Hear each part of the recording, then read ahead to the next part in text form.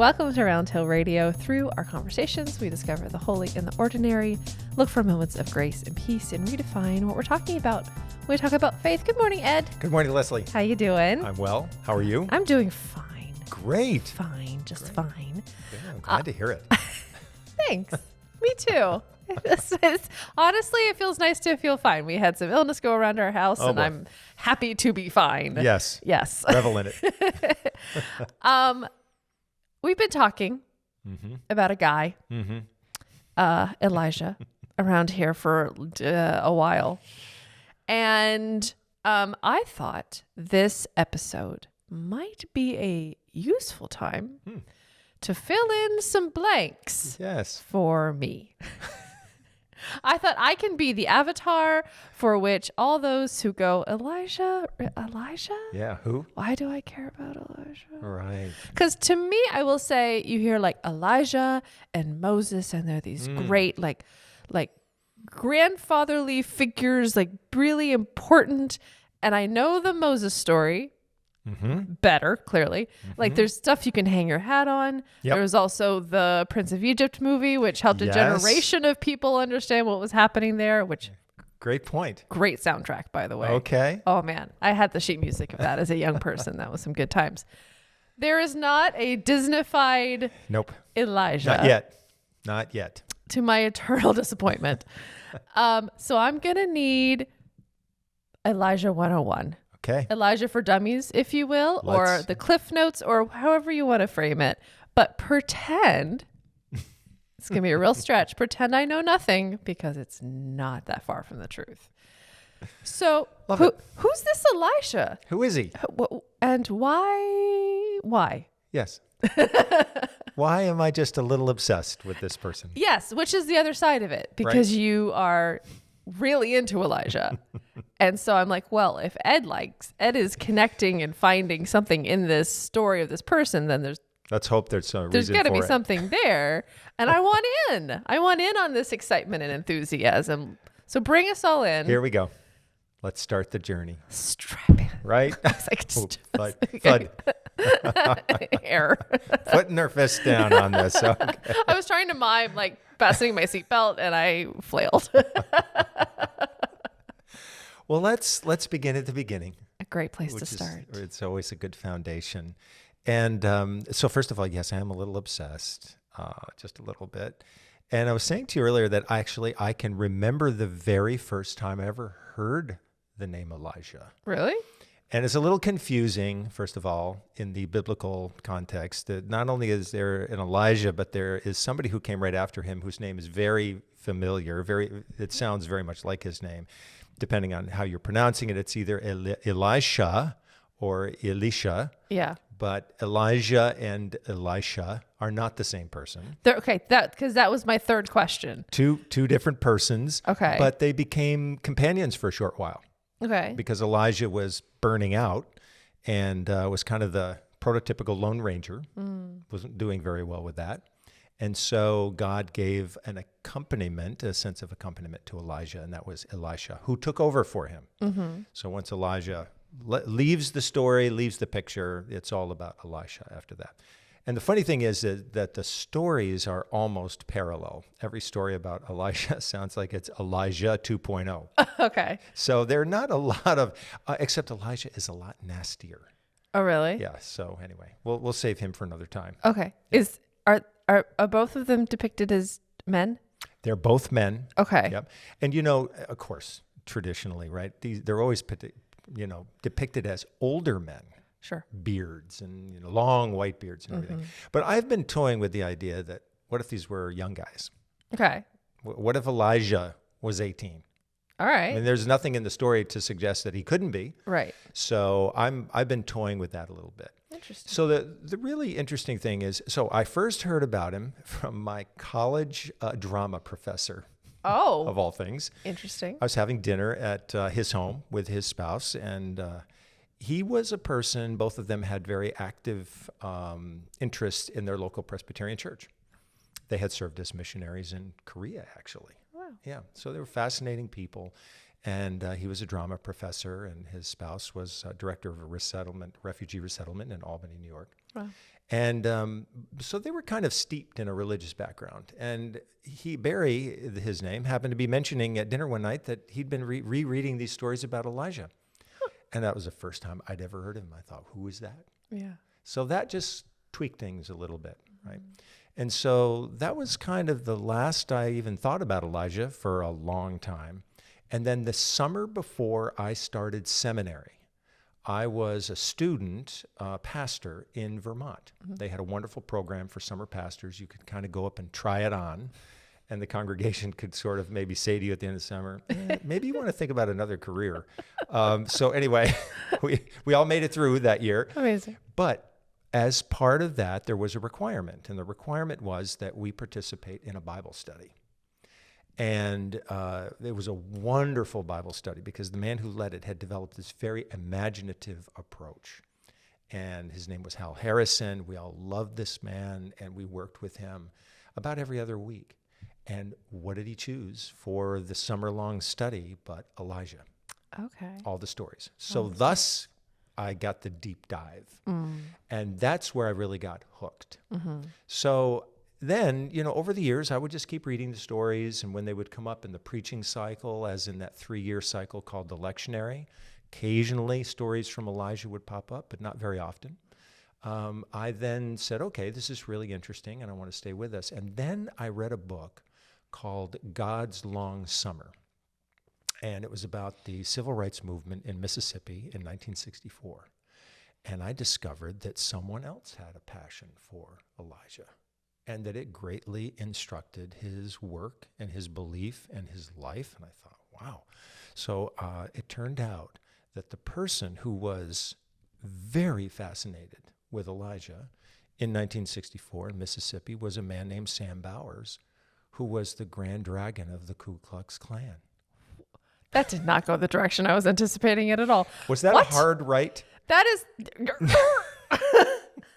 Okay. So imagine that your hero, Right. this person from the past you've come to admire has been co-opted by this person who perpetrated all kinds of evil acts. Yeah. In fact, Sam Bowers was responsible for the execution of 3 civil rights workers that summer, Oh my gosh. and eventually went to prison for it. And it took a long time for that to happen. But I think I read the whole, as soon as I find this out, I'm sure my mouth was open Yeah. for the rest of the book, because I just could not get my mind around the fact that Sam Bowers had co-opted Elijah Right. for his evil purposes. That is so wild, because I think about, well, let's, zooming out from that a little bit, I guess it's sort of an illustration of some things people do with the Bible, right? Exactly. We can all be reading the same source material, Yes. and go whoop in completely different directions. And look what happens to it, Yeah. right? Yeah. It's not an easy book to work with. No. And so I've given you like the Ed Horstman trail of breadcrumbs I love it. about how I got into this. I right? love it. Yeah. And I'll say something about why Sam Bowers thought that Elijah was his man. Okay. So Elijah lived, if he lived at all. You said that recently, and that my ear went whoop. And I'll bet you that people hearing me say something like that would just think, no, whoa, stop. How do you even dare suggest? Yeah. Let us just keep in mind that these stories are, I'm going to suggest minimally 3,000 years old. Okay, so they are very, very old stories. We don't really know who they were talking about. There's a sense that this person, Elijah, developed an incredibly important presence to the people of Israel. But again, this is a long time ago and far away in a galaxy that is not a whole lot like our own. Right. So we just have to kind of be respectful about who knows what's really going on there. But let us say that as Elijah lived, it would have been about 3,000 years ago. Okay. And he lived at a time when Israel was just beginning to form itself as a nation. Okay. So they had kings, And it's not a good look. It's like one king after another did really poorly, and they all made bad decisions. And if you read through the books of 1st and 2nd Kings, which is where we have Elijah's story, the name of the book is kind of like a joke because it's really not about kings. Right. It's really more about people like Elijah because the kings were horrible. Oh, interesting. And one after the other says, he did what was evil in the sight of the Lord and died when he was thus and such. And then along came the next king. Oh, and he did the same thing. And this goes on for over and over and over. So into this situation emerges Elijah. Okay. And he is alive at a time when the king's name was Ahab. By the way, Ahab was a very successful king in many ways, consolidated resources financially. Israel was quite prosperous at the time. You would have thought, what's wrong with this guy? Well, the problem with Ahab is that he was kind of, as I said recently, a go-getter. Yes. And so he wound up marrying a princess from Phoenicia, which is over towards the coast. Okay. And he, which does border the coast, and marries her and therefore consolidates his kingdom, makes it larger, more prosperous, more powerful. And the thing about Jezebel being her name is that Jezebel moves to be with King Ahab, and she brings a lot of things with her, including her gods. So this is a time when people have options of their gods. Sure. Right? And so she brings her god, her belief in her god, whose name is Baal. B-A-A-L, sometimes pronounced Baal. Okay. And Baal is the storm god. So if you've ever been outside, and it gets really dark, and you feel that special feeling in the air, it's like electrified somehow, right? That's Baal. That's Baal. He's coming. He's around. And then you get that plunk, plunk, plunk, rain, right? Yeah. So that's Baal, who's coming to water the earth. And everybody who's a farmer is very respectful about Baal. Makes sense. Because they need him. Yeah. So he's the one who produces the rain. And I think Ahab's philosophy is not only am I marrying in a way that's consolidating my kingdom, but I get a god. Isn't that handy? And this god is going to make me more prosperous and powerful economically. Okay. Right? Kind of like guarantee the rainmaker. Couldn't resist. I love it. Right? This is great storytelling. Right? So now we've got it. We got the royal house. We got these two kingdoms have combined. We've got more gods than we had before. Okay. What's not to like about this picture? 2 for 1. Right? Well, here's the thing. Neither Ahab nor Jezebel would have served on the local ecumenical council. Got it. So in their mind, one God per nation. Thank you very much. And so the philosophy they developed was the God of the Israelites, whose name was Yahweh. We don't want Yahweh around anymore. Oh. We've got Baal. It was an out with the old kind of a thing. Right? Yeah. Baal's more powerful. Baal's a storm god. Baal produces rain. It's a better deal all around. And so, well, what do you do with all of those prophets and all those people who were associated with the God of Yahweh? And they had their religious practices around the God of Yahweh. What do you do with them? Kill them. Okay. I suppose that is one approach. If you're Ahab and you're Jezebel, what's the shortest route? From A to B? From A to B? Just the steady extermination of the prophets associated with Yahweh. And so that is the background for Elijah to enter the scene. Okay. Because what's happening is the prophets are either being killed or they're going into hiding. Okay.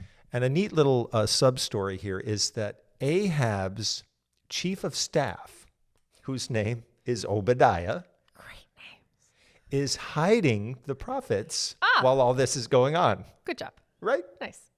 He's like the early version of Oscar Schindler, right? Listen, get him out. He's hiding all of these people, and they're in caves, and they're just kind of waiting. They're not doing anything. Yeah. And they're not showing their faces because that would be the end of their lives. Sure. So we don't know exactly how many are in hiding, but a certain number. And so Elijah comes out of nowhere. We basically don't know thing one about this guy. Okay. The story says that he is a Tishbite. Is that a real word? It's a real word. But like, what does that mean? So Tishbe is associated with the land of Gilead. Oh, okay. It's a location, not Yes. a quality character Exactly. comment. Yeah. Got it. It's not like how he cut his hair or something. Got it. you know? Okay. Yeah. All right. Yeah. He's not a schmuck. That's what we're saying. So Tishbe, he's a Tishbite from the land of Gilead, and we don't know if that's a compliment or a bad joke, Got it. right? Yeah. We don't know the context here. It doesn't carry any meaning for us. Okay. So he comes out of nowhere and he goes directly to Ahab, and he tells Ahab that God's going to cut off his water supply. Which is like the worst nightmare. Worst thing that could happen to a king, because he's responsible for the economic well-being of the country. And he's created that liaison with Jezebel and Baal. Right. So that to guarantee his work, right, Mm-hmm. his leadership. And now basically what you can hear as the water tap is being shut off. And so at that point, Elijah basically delivers that message in about a dozen words, and then God says to him, "Get out of town. You did your thing." And so it's this fascinating meeting, because Elijah, at great personal risk, confronts the king, tells him, "You're not as powerful as you think you are, because God is going to eliminate the water," which is a very so speaking from our time in our Echo Action Committee, right? Right. Is actually not a great decision. Sure. Right? We're going to create drought, Yeah. right? And it's going to hurt everything. It's going to affect everyone. It's essentially a boycott. Got it. And by doing that, however, God plans to bring Ahab's administration to a halt, Sure. which he actually does. That's what it takes a long time for that to happen, but it does happen. Mm-hmm. And however, from an ecological standpoint in the 21st century, it doesn't feel right at any level. Sure. So it's one of those things where you have to look deeper than the story and say, what is going on here, Okay. right? And so we may not approve of the means. We hope this would not be anybody's solution today. But what we can look at beneath that is that God has found a way to challenge the administration. Right. So using a drought, which is the way that it makes sense for that time and that place. Mm-hmm. So Elijah basically delivers that message. And the fascinating thing about this story is that once he does that, he then takes off. Yeah. And he basically lives in hiding, maybe for several years. Wow. And essentially what's happening is they're waiting for the drought to take hold. Right. He doesn't need to do anything at this point. Right. Doesn't need to do anything else. But trust that the word that he spoke at that point is going to be enough, and now he needs to back off. It's like the Acme where they light the fuse, yes, and then run away as going totally to the dynamite. Great image, yeah. Just get as far away from that as possible. Yeah. And I think when I read that story from the standpoint of those of us who are living in the 21st century, mm-hmm. right, we are always like pushing, driving things forward. Mm-hmm. We're constantly at it. This is what this book, The Anxious Generation, is about, mm-hmm. right? Is about the way that sometimes there's this parental desire to just kind of overlook, the helicopter sure. parent thing. Sure. Well, Elijah's not allowed to be a helicopter prophet. He is told, you get out of town, you sit over there. And that's that. So you had mentioned earlier, and forgive me if I missed it, but you had said that this Ku Klux Klan horrible person had found a connection with this story. And I've been sitting here going, how? Why? So Sam Bowers, right? He reads this story, reads the same story. And how does he make this connection? Well, when Jezebel and her gods, mm-hmm. her God, and her priests all moved into Israel, mm-hmm. Elijah saw that, for what it was. It was an act of violence, right? For a lot of the prophets of Yahweh, right? Steadily eliminating that. It was dangerous in his view, it was dangerous in terms of one's livelihood. Sure. Right? But it was also attack on beliefs. So Sam Bowers read that story and he said, that's exactly what's happening to the South. People from the North are coming into the South, just like Jezebel came into Israel. And they're bringing all their strange views like integration and justice and equality, and they are infecting Southern culture, white culture, with those beliefs. And he blamed especially, and these are his words, Jews and homosexuals for that. So he saw in his time, instead of saying Jezebel and the prophets of Baal, for him, it was white elites coming from the North. Right. He's filled in the blank with who we didn't like. Right. Freedom riders, young students. And so that was the way he framed it up. And actually, it was very, very developed. He wrote a lot about this and talked a lot about it. He saw himself as a priest of Yahweh, whose job it was to maintain the purity of white culture. And he thought that the Elijah story was just the perfect fit. And the sad thing about this is that at one point in the Elijah story, at the very beginning of the story, there's no sense that he's violent. He delivers a message to the king. He then backs off. He spends time with very impoverished people. He creates a miraculous amount of food for someone who's starving. He resurrects a dead child. I mean, as these stories are going along, you're thinking, this is one of the most incredible storytelling arcs in the Bible, right? It's just like one good thing after another. But then there comes a time in the story when he decides to openly confront the prophets of Baal. Okay. And this happens on a mountain top named Mount Carmel. And in this action of confronting them, he challenges them to a contest to see whose God is more powerful. Yeah. And he sets up a series of challenges, and the prophets of Baal do not pass the challenge. But of course he does. Of course. And it's on that day that he asks his servant to look out to the horizon and says, what do you see? And this apparently young boy says, I don't see anything. And he tells him to keep going back. And finally, this young boy comes back and he says, I see a cloud. So this is the first time in years that a rain cloud has begun to form on the horizon. And then you get the pitter-patter of the rain. And the sadness is that now Elijah has shown himself to be more powerful than the prophets of Baal, and he authorizes the slaughter of every single one of those prophets of Baal, numbering maybe over 400. Well, that seems a little petty. Right? Yeah, that's a little like tit for tat.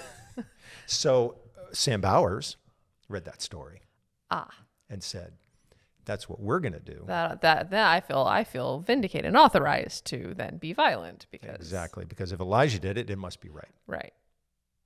And the thing, as I read that story, I'm thinking to myself, is this really, really what the author intended? Like the person who put that story together. And it's believed that it was more than one person who put the story together. Okay. Feels like it's a little bit of a patchwork quilt. Okay.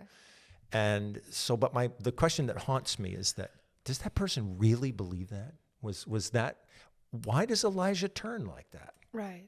Because the interesting thing in the story is that right after that happens, Elijah becomes so deeply depressed, he considers taking his own life. I see. Which suggests to me that there's something about his reaction to what he has just done that is so horrified that he has to try to run away from himself. Got it. And there's a very, very touching scene in this story where this servant boy, this lad who has been with him, he tells him to stay and not go with him. And he goes off into the desert by himself. And he wants God to take his life. Is that the painting with the angel we saw the other day? So there's a beautiful painting that a British portrait artist, Sir Frederick Leighton, I think was his name, created of Elijah in the wilderness, where he's arched back against a boulder because he is in such personal pain. And as we pointed out, the angel who has been sent from God to intervene does not look especially patient with him. No. There's a little, and now having more context for this story and for that painting, because my initial reaction was her expression is very much that of like a parent of a toddler. Oh, yes. She's like, really? You're gonna, but now I feel like her expression is, you did this to yourself. Yep. These are your choices, and now you have to live with your choices. Which isn't that different for parent of a toddler, but it's a little bit bigger. Yeah. but that is the look. That's the look. Oh, yeah. I mean, it's one of just almost disgust. Yeah. There's a sense. But you can see on her face, she's like, really? Yeah. Really? Get over yourself. I'm going to have to add a speech bubble on that. Yeah. Well, it's this story, and I guess so here's why I'm obsessed, right? Because it's just a great story. Yeah. It's a very human story. Mm-hmm. You get somebody who is experiencing the peaks and valleys. Mm-hmm. He's bold, and then he becomes very fearful, right? He seems successful, and then he does something that seems just absolutely repulsive. Yeah. So you get all of this back and forth, all the way through. And, the interesting thing about this is eventually he'll wind up going on top of another mountain in this, and as he continues to travel more deeply into the desert with these angels helping him along the way. And it's there that he's confronted by God. And he winds up, they have a very deep encounter out of that. And what's interesting to me is that God seems to give him direction to authorize even more violent actions. Oh. And so this is a point in the story where I almost get the sense at this point, it's like the author is trying to, again, bring some kind of divine authorization for the violence into the story.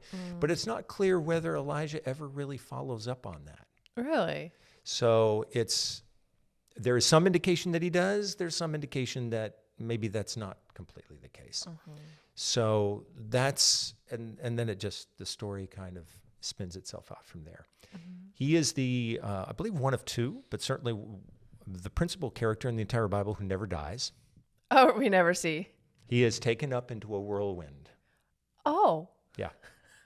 And so when he's given this friend, so it's clear that he's not always functioning very well alone. I mean, sure, same. So God says you need somebody with you. So he provides for a companion whose name is Elisha. And they're together for a time. And then it becomes clear that Elijah is going to be taken up into this whirlwind. And it's very strange because the other prophets of God who've now survived, thanks to Elijah, they tell Elisha, your friend is going to be taken up. And he says, no, don't tell me. I don't want to hear that. Oh. And this is sort of repeated 3 times, like a ritual. And there's a very interesting scene at the end where Elijah says to him, so what can I give you before I go? It's one of these great questions. You get one wish. And Elisha says, well, I want a double of whatever you got. He basically says, I want twice as much spirit as you have. Wow. And Elijah says, you can have it as long as you don't look away when I'm taken up into heaven. Oh. So he gives him a little bit of a test. And in the moment when this chariot of fire comes down out of the sky, this is Swing Low, Sweet Chariot. Oh, this is the Swing Low, Sweet Chariot. This is the inspiration for Swing Low, Sweet Chariot. Takes Elijah up into it, and Elisha looks up into this, what is it, this vision, and he says, my father, the chariots of Israel and their riders, or something to that effect. And then Elijah's gone. Wow. Gone. And then within Jewish tradition, there are just thousands of legends that start to be told about where did he go? Yeah. And the legends mostly say that he continues to walk the earth. He travels in disguise. He can appear both as male and female. He's testing people's wisdom. He is much more compassionate. Glad to hear it. Big change. Yeah. Yeah. Into that. And so I think that's interesting because it's like whoever told those stories just decided to bend this whole thing in this direction and say, no, I don't really like that. Pivot. We don't like that direction. Yeah. And so to this day, he wanders the earth. And who earth. knows where he will be. Where he will be. So there's a little bit of background. Wow. That's cool. I can see why you like it. I can see the patchwork quality of it, which is very interesting. Mm-hmm. There's a lot that happens. There's a lot going on. There's a lot that happens. I can see your exploration of it. So how are you going to help us understand it? So I think the thought over the next few weeks is that we are using some beautiful artwork that you've designed, by the way. Oh, yeah. Which is You're very kind to call it art. I love it. It's the portrayal of a man in the shadows. Well, it's supposed to look like a newspaper. It's brilliant. Cover. Look. It's brilliant. And it shows this man, right, walking down a street in the shadows. And the question that you've asked us is, Elijah, who are you? Yeah. I was actually thinking of changing the picture every week. Oh, okay. Keep it fresh. You know? We'll see. I don't know. Well, it's wonderful. It's very inviting. Thanks. And so the question is to ask that question, how is he manifesting himself now? Right? Where do we experience Elijah? And I think one of the things I would just say about that horrific violent scene is that I think Elijah, that story brings to the surface the possibility that we too can act in those violent ways. Right. So I see it as a very important story for our consideration because it's not just a matter of looking back and saying, well, we're going to distance ourselves from that. Rather, let's dig into that story and ask ourselves the question, what was Elijah really trying to do there? Why does he, from our standpoint, kind of go off the rails? It's interesting that there is one moment in the life of Jesus when both Moses and Elijah appear to him in the story of the Transfiguration. Right. When Jesus takes a few disciples, they also go to the top of a mountain. There's a cloud, and out of that cloud appear, Elijah and Moses. So it's interesting. These two great figures, not necessarily, there could have been many different appearances there from the past, but those two people are very important. Yeah. Very, very important. And it is believed by at least one scholar that the gospel according to Luke is in fact a creative retelling of the Elijah story, putting Jesus in the place of Elijah.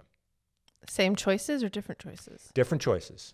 Yep. So that what you see is that Jesus sometimes almost imitating Elijah, and then at key points, just departing completely. Interesting. So where Jesus has a chance to move the story in the direction of forgiveness or peace or compassion, that's what happens. And Elijah won't always make those choices. And in one sense, he's almost more accessible to us in our world in that sense, because he's not evenly, he doesn't act evenly across the way, the scope of his life. So I thought that was a very interesting theory and worth considering. And so that's why in the next few weeks, we'll continue to dig into those stories.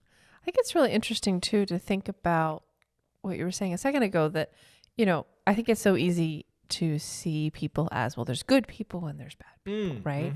And at the end of the day, maybe we all have the potential for evil actions, and we all have the potential for good actions, and it's about the choices we make. It is. And so I think there's something important to acknowledge there, that Elijah maybe made some good choices and maybe made some bad choices, and then suffered in many ways because of the poor choices that he made. I would agree. And if we look back at that and say, well, but wait a second, some of those choices seem to be sanctioned by God. Well, I would say, well, interesting, because let's take a look at the way that Jesus uses those stories. He doesn't seem to be afraid to completely depart from them or contradict them or even reject them, which says that faith is a continuum of choices, right? So we're always trying to figure, what is it that motivated the choice in that moment? And I think that that's, a great message for us as we continue to shape our lives today. What are the values that are motivating those choices? Yeah, wonderful. Well, thank you for this. Thank you. I feel like I know a lot more and I understand a lot better. Elijah 101. Elijah 101. Thank you so much. And thank you guys so much for listening. This really fun storytelling we've had today. Round Hill Radio is brought to you by the friends and members of Round Hill Community Church. For more information, please visit roundhillradio.org. If you enjoyed this podcast, there are a few things that you can do that would make a big difference to us. Like the video, subscribe if you aren't, and click the notification bell and select all. Thank you.